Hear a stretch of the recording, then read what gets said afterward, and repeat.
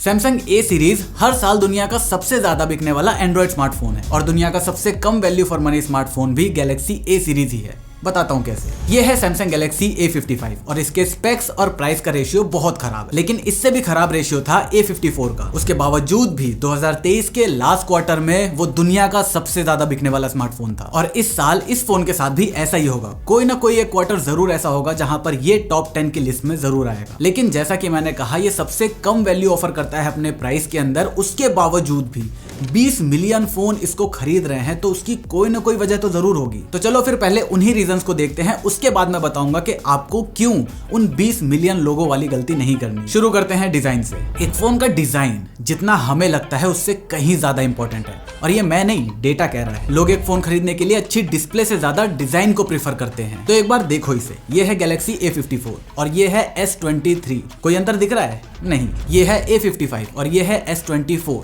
कोई अंतर है? नहीं। तो अब अगर मैं एक ऐसा फोन देखूं जो 40,000 का मिल रहा है लेकिन दिखने में बिल्कुल 80,000 के फोन जैसा दिख रहा है, तो मैं उस फोन को क्यों नहीं लेना चाहूंगा। अब ये फोन कैसा परफॉर्म करेगा वो बात की बात है, लेकिन दूसरे को मेरे हाथ में ये फोन महंगे जैसा दिखेगा या नहीं वो जरूरी है। अब इसका मतलब ये नहीं है कि ए सीरीज प्रीमियम नहीं होती। सैमसंग ने अपनी ए सीरीज को हमेशा से बिल्ड और प्रीमियमनेस के मामले पे हमेशा बहुत ऊपर रखा है और गैलेक्सी A55 के साथ ये एक लेवल और ऊपर चले गए हैं। यहाँ पर आपको मेटल फ्रेम मिलता है विद ब्रश फिनिश और पावर और वॉल्यूम कंट्रोल के आगे अलग स्ट्रक्चर दे रखा है जो हाथ में बहुत अच्छा फील कराता है। सैमसंग ने इसे इतना प्रीमियम कर दिया है कि आप केवल फील करके इसमें और S24 में अंतर नहीं बता पाओगे। फोन में आगे पीछे से गोरिल्ला ग्लास विक्टर प्लस की प्रोटेक्शन मिलती है, जिसका सबूत इसने मुझे बहुत पहले दे दिया था। ये फोन ऑलमोस्ट मेरे कंधे के हाइट से इस पत्थर के फ्लोर पर गिर गया था, लेकिन इसमें एक भी खरोच नहीं आई है। तो अपने प्रीमियम बिल्ड और महंगे फोन जैसे दिखने की वजह से ये बहुत सारे कंज्यूमर्स को अट्रैक्ट करता है, लेकिन डिजाइन एक चिंगारी का काम करता है। असली आग लगाता है इसके एक्सक्लूसिव फीचर जो केवल सैमसंग के फोन में मिलते हैं। A55 और A35 के अंदर आपको ऑलमोस्ट सारे सैमसंग के एक्सक्लूसिव सॉफ्टवेयर फीचर्स मिलते हैं जो आपको S सीरीज में मिलते हैं। ऑलमोस्ट इसलिए क्योंकि यहाँ पर सैमसंग डेक्स या सैमसंग AI जैसे फीचर नहीं है, लेकिन उसके अलावा सैमसंग पे, side dock, object eraser, remaster, secure folder जैसे 90% ऑफ द सॉफ्टवेयर फीचर्स आपको इसमें मिलेंगे। और सॉफ्टवेयर ही क्यों, एक्सक्लूसिव हार्डवेयर फीचर भी इसके अंदर है जो दूसरा कोई ऑफर नहीं करता, like IP rating, knock security. तो ये सारे फैक्टर्स उन यूजर्स को बहुत अच्छे से टारगेट करते हैं जिन्हें storage type, processor type, RAM type ऐसे टर्म बिल्कुल समझ में नहीं आते। और हम सब जानते हैं कि ऐसे टर्म्स को ना समझने वाले लोग से बहुत ज्यादा हैं। Hence Samsung Galaxy A series उनके लिए बहुत अच्छी चॉइस बन जाती है। अब हमारा अगला रीजन एक साइकोलॉजिकल फिनोमिना है जिसे हम द सेंटर स्टेज इफेक्ट कहते हैं, और इसे सिर्फ सैमसंग नहीं, दुनिया की हर कंपनी यूज करती है, चाहे वो प्रोडक्ट बेच रही हो या फिर सर्विसेज। एक वेबसाइट को अपना जो सब्सक्रिप्शन बेचना है वो हमेशा उसे बीच में रखते हैं। इवन ऑफलाइन स्टोर के अंदर भले ही दुकानदार को इस फिनोमिना के बारे में ना पता हो, लेकिन फिर भी वो लोग जिस फोन को या जिस प्रोडक्ट को ज्यादा बेचना होता है उसे हमेशा बीच वाले शेल्फ में रखते हैं। और सैमसंग ने अपने ए सीरीज को भी बिल्कुल ऐसे ही पोजीशन किया है। सैमसंग M और F सीरीज बहुत ही बजट में आती है, वहां पर बहुत सारी कॉस्ट कटिंग ऐसी जगह की गई है जो सामने से दिखती है। On the opposite side S series बहुत ज्यादा एक्सपेंसिव हो जाती है।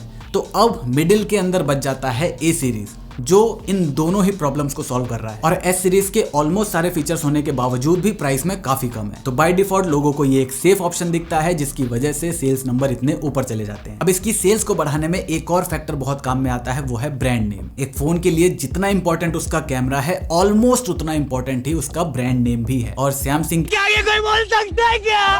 तो जब 40,000 खर्च करने की बात आती है और लोगों के पास ऑप्शन आता है सैमसंग, नथिंग और वन प्लस में से चूज करने का, तो जिन लोगों को इन टर्म्स में कोई दिलचस्पी नहीं है उनके लिए चॉइस काफी ऑब्वियस हो जाती है, क्योंकि सैमसंग तो सैमसंग है, परफॉर्मेंस ऐसी कोई चीज ही नहीं होती है। और सैमसंग ने ये ब्रांड नेम या फिर रेपुटेशन सिर्फ ऑनलाइन नहीं कमाया बल्कि ऑफलाइन में और भी ज्यादा कमाया है। चाहे गली की नुक्कड़ हो या बुर्ज खलीफा के 69th फ्लोर पर कोई मोबाइल स्टोर की दुकान, वहां पर सैमसंग का फोन मिलेगा और सैमसंग ए सीरीज का फोन भी मिलेगा। तो जिस ऑफलाइन मार्केट के बारे में हम और आप इस चार दीवारी के अंदर बैठकर ये सोचते हैं कि ऑफलाइन में फोन कौन ही खरीदता होगा, तो ये बात केवल कोरोना काल तक ही सच थी। लॉकडाउन को अच्छे से खुलने के बाद ऑफलाइन मार्केट ने वापस से अपनी पोजीशन को रीगेन कर लिया है और स्पेशली प्रीमियम सेगमेंट मतलब 30,000 से ऊपर का फोन लेते टाइम लोग जनरली ऑफलाइन मार्केट को ही ज्यादा प्रीफर करते हैं, क्योंकि आज भी इंडिया जैसे मार्केट के अंदर 30 से 40,000 रुपए बहुत बड़ा अमाउंट है और इतना पैसा देने से पहले लोग अपने फोन को हाथ में फील करके देखना चाहते हैं कि फोन कैसा फील होता है, और ए सीरीज हमेशा बहुत अच्छा फील करवाता है। लेकिन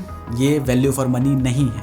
अब मुझे इस प्रोडक्ट से बिल्कुल भी प्रॉब्लम नहीं है, फोन बहुत अच्छा है, मुझे दिक्कत है सिर्फ और सिर्फ इसकी प्राइसिंग से। सिर्फ इसकी नहीं, ए सीरीज के सारे फोन की प्राइसिंग से। ये फोन आपको ऑफर वगैरह लगाने के बाद 38,000 रुपए का पड़ेगा, जो इसके लिए बिल्कुल भी वर्थ नहीं है, जिसकी पहली और सबसे बड़ी वजह है परफॉर्मेंस। देखो, माना सैमसंग कभी भी इसे एज अ गेमिंग फोन या परफॉर्मेंस वाला फोन बोलकर नहीं बेचता, लेकिन वो नथिंग और वन प्लस भी नहीं करते। एक पावरफुल परफॉर्मेंस का मतलब सिर्फ उसकी गेमिंग कैपेबिलिटीज से नहीं होता।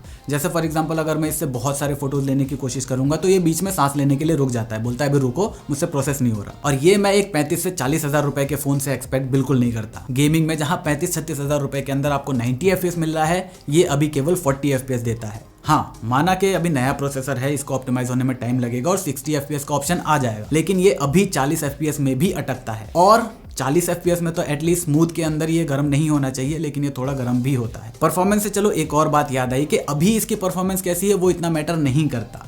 आज से 2 साल बाद, क्योंकि इसके अंदर 4 साल का आपको एंड्रॉइड अपडेट मिलेगा, तो 4 साल ये फोन थियोरेटिकली चलना चाहिए। लेकिन 2 साल बाद एप्स की रिक्वायरमेंट इतनी ज्यादा बढ़ जाएगी कि मुझे नहीं लगता कि ये उन एप्स को बहुत अच्छे से हैंडल कर पाएगा। जैसे मैंने अपने मम्मी को A14 दिलाया था, 2 साल पहले जो उसकी परफॉर्मेंस थी और आज की जो उसकी परफॉर्मेंस है, उसमें जमीन आसमान का अंतर आ गया है। आज उसमें एक टाइम पर एक ही काम हो पाता है, वो भी बहुत अच्छे से नहीं। लेकिन चलो ठीक है, ब्रांड नेम सैमसंग का है तो हम एक बार को कम परफॉर्मेंस के साथ काम चला लेंगे, क्योंकि एक अच्छे स्मार्टफोन होने के लिए जो 6 पिलर्स हैं, परफॉर्मेंस उनमें से केवल एक पिलर है, बाकी 5 तो अच्छे होंगे ना। मैं कुछ भी नहीं कहता अगर वो 5 पिलर अच्छे होते तो, लेकिन एक और पिलर है जो अपनी उम्मीदों पे खरा नहीं उतरता, वो है कैमरास। और ये प्रॉब्लम ए सीरीज में हमेशा से रही है।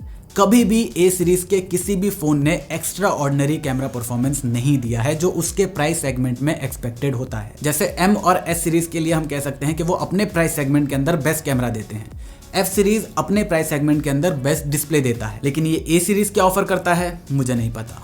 और IP rating is the best in this phone, ये तो मैं नहीं कहने वाला। चलो कैमरा की बात कर रहे हैं तो एक बार कैमरा सैंपल्स भी देख लो। ये A55 का है, ये Z9 का। अब हाँ, मैं ये नहीं कह रहा कि ज्यादा ब्राइट फोटो ज्यादा अच्छी फोटो है, लेकिन इन दोनों में से यूजेबल कौन सी है वो आप खुद जानते हो। इस फोन को HDR मैनेज करना बिल्कुल भी नहीं आता। या तो ये पूरे सीन को डल कर देगा ताकि हाईलाइटेड सब्जेक्ट जो है वो दिखने लगे, या फिर ओवरऑल पूरी फोटो अच्छे से लिट है तो जो हाईलाइटेड पार्ट है वो पूरा ब्लोन आउट हो जाएगा। अब चलो ये बताओ, पोर्ट्रेट मोड के अंदर आपको बेस्ट फोकल लेंथ कौन सा लगता है, 2x, 3x या 5x? इसमें आपको कोई सा नहीं मिलता। 1x पे रहता है और आप जूम भी नहीं कर सकते। और इससे मैंने बहुत सारे पोर्ट्रेट फोटो खींची, 1x पर कोई भी अच्छी नहीं आई है। वीडियो बनाते टाइम अगर मैं लेंस स्विच कर रहा हूं तो ऐसा रिजल्ट आपको देखने को मिलता है। नहीं, यहाँ पर वीडियो अटकी नहीं है, ये लेंस स्विच हुआ है। तो इस तरह की प्रॉब्लम इस प्राइस पॉइंट के फोन के साथ बिल्कुल भी एक्सपेक्टेड नहीं है, और ये ए सीरीज के सारे फोन्स में आती है। बाकी दिन के अंदर फोन बहुत अच्छी फोटोज लेता है, शार्पनेस, डिटेल्स, कलर एक्यूरेसी सब कुछ ऑन पॉइंट है, सिवाय स्काई के। सैमसंग को पता नहीं ब्लू कलर से क्या ऑब्सेशन है कि स्काई को एक्स्ट्रा नीला कर देता है, बट ओवरऑल दिन में बहुत अच्छी फोटोज और वीडियोज दोनों आती है। लेकिन ये आजकल के सारे फोन्स ऑफर कर रहे हैं। मजा तब आता जब आप डिफिकल्ट कंडीशंस के अंदर बहुत अच्छा रिजल्ट इससे निकाल कर देते। इसके अलावा भी सीरीज में छोटी मोटी कॉस्ट कटिंग होती है, जैसे इस 38,000 के फोन में USB Type-C 2.0 मिलता है, जिसका रिजल्ट जब मैंने इसकी फोटोज को अपने SSD में कॉपी करने की कोशिश करी तो उसने बहुत ज्यादा टाइम लिया। डिस्प्ले के बेजल्स की सिचुएशन पहले से काफी ज्यादा अच्छी है, लेकिन जब हम कंपटीशन को इंट्रोड्यूस कर देते हैं तो ये बहुत बुरा दिखने लगता है। ये आपको एक 5 मेगापिक्सल का मैक्रो कैमरा सेंसर दे रखा है जो किसी भी काम का नहीं है, और आप इस फोन के लिए प्रीमियम चार्ज कर रहे हो, जिसके बाद भी आपको एड्स सर्व किए जाते हैं। ब्लोटवेयर की बात नहीं कर रहा, मैं एड्स की बात कर रहा हूँ। लॉक स्क्रीन में आपको ग्लैंस मिल जाता है, जिसको ऑन करना है या ऑफ करना है ये मुझसे पूछा भी नहीं गया। फोन में बाय डिफॉल्ट ये बड़ा सा बिलबोर्ड दिया जाता है जिसमें दुनिया भर की एड्स हमारे मुंह पर फेंक के मारी जाती हैं। तो ये सारी चीजें एक्सेप्टेबल हैं अगर आप इसके लिए प्रीमियम चार्ज नहीं कर रहे तो, लेकिन आप इस डिवाइस के लिए प्रीमियम चार्ज कर रहे हो तो आपको इस बात का भी ध्यान रखना पड़ेगा। अब ये जो पूरी रामकथा मैंने सुनाई उसको हम एग्जांपल्स के साथ भी समझ लेते हैं। आज ए सीरीज के अंदर टोटल 4 फोन बिकते हैं। A14 13,500 रुपए का मिल रहा है। इस सेम प्राइस सेगमेंट के अंदर हमारे पास 3 ऑप्शन है। सैमसंग ही लेना है तो सैमसंग F50, सेम प्राइस में ज्यादा रैम और ज्यादा स्टोरेज, कैमरा अच्छा है और डिस्प्ले अच्छी है। मोटो G34, रैम और स्टोरेज दोनों डबल हो जाती है, परफॉर्मेंस और डिस्प्ले भी A13 से अच्छी है। तीसरा है Realme Narzo 60, इसकी भी रैम और स्टोरेज डबल हो जाती है, डिजाइन, डिस्प्ले और परफॉर्मेंस तीनों चीज अच्छी है। दूसरा फोन है Galaxy A35 जो 25,000 रुपए का मिलता है। इससे 5,000 रुपए सस्ता मिलता है iQOO Z9, जिसका डिस्प्ले, कैमरा कैमरा और परफॉर्मेंस तीनों चीज इससे अच्छी है। नथिंग फोन 2A को भी मैं यहाँ पर कंसीडर कर सकता हूँ अगर आप एक भीड़ में से अलग फोन लेकर चलना चाहते हो तो। नहीं चाहते तो 2000 रुपए एक्स्ट्रा लगाओ और OnePlus Nord 3 ले लो। कैमरा अच्छा है, परफॉर्मेंस तो बहुत ज्यादा अच्छी है और अगर आप सामने से देखोगे तो इन दोनों के बीच में कंपैरिजन किया ही नहीं जा सकता। इसके बाद अभी लॉन्च हुआ A35 जो ऑफर के अंदर 28,000 रुपए का मिल रहा है। इसमें स्टोरेज UFS 2.1 की यूज करी गई है और इसके सामने हमारा पहला ऑप्शन है Motorola H40, सब कुछ अच्छा। iQOO Neo 7 परफॉर्मेंस बहुत ही ज्यादा अच्छी, कैमरा बहुत ज्यादा अच्छा। Realme 12 Pro दिखने में बहुत कमाल, परफॉर्मेंस भी काफी अच्छी है। इवन A35 से सस्ते में आपको S21 FE मिल जाएगा स्नैपड्रैगन 888 वाला। अगर आपको परफॉर्मेंस नहीं चाहिए और सैमसंग का ही फोन चाहिए तो A35 से बेटर डील आपको S21 FE में मिलेगी। लास्ट में आता है हमारा A55 जो ऑफर वगैरह लगाने के बाद 38,000 रुपए का है और इस प्राइस में इसके जो कॉम्पिटिशन हैं वो इसे आसपास भी नहीं भटकने देते। सबसे पहले OnePlus 12R जो अपने आप में एक कंप्लीट फोन है और ब्रांड वैल्यू के हिसाब से भी वो सैमसंग के आसपास आ ही जाता है। ब्रांड से फर्क नहीं पड़ता तो iQOO Neo 9 Pro, कहाँ Exynos 1480 और कहाँ स्नैपड्रैगन 8 Gen 2। आपको भीड़ से बिल्कुल अलग रहना है, क्लीन फोन चाहिए, स्मूथ फोन चाहिए, नथिंग फोन 2 आपके पास है, चलो सैमसंग ही लेना है। S23 FE का ऑप्शन आपके पास है जो इससे काफी ज्यादा अच्छी आपको परफॉर्मेंस देगा, अच्छे कैमरास देगा और सैमसंग डेक्स जैसे फीचर का भी सपोर्ट आपको मिलेगा। तो सैमसंग के कुछ एक्सक्लूसिव सॉफ्टवेयर फीचर्स के लिए मैं 38,000 रुपए इस फोन के लिए तो बिल्कुल भी नहीं देना चाहूंगा। अब इस A सीरीज के कम वैल्यू ऑफर करने की एक और बड़ी वजह है, वो है ग्लोबल मार्केट। जैसे सैमसंग गैलेक्सी M सीरीज को इंडिया के लिए बनाता है वैसे ही A सीरीज को यूरोप और US मार्केट के लिए बनाता है और वहां पर ये एक अच्छी चॉइस बन जाता है क्योंकि इसमें वो फ्लैगशिप वाले फीचर कम दाम के अंदर मिल जाते हैं। लेकिन इंडियन मार्केट के अंदर जहां हर 1,000 रुपए के अंदर आपको एक नया फोन मिलता है वहां पर सैमसंग का कोई भी A सीरीज का फोन लेना सेंस नहीं बनाता। बाकी ये नया फोन है, दिखने में बहुत अच्छा लग रहा है, आपने फील करके देखा आपको बहुत प्यारा लग रहा है तो लेने को लिया जा सकता है। कैमरा और परफॉर्मेंस से बिल्कुल उम्मीद मत करना, बाकी फोन बहुत अच्छा है।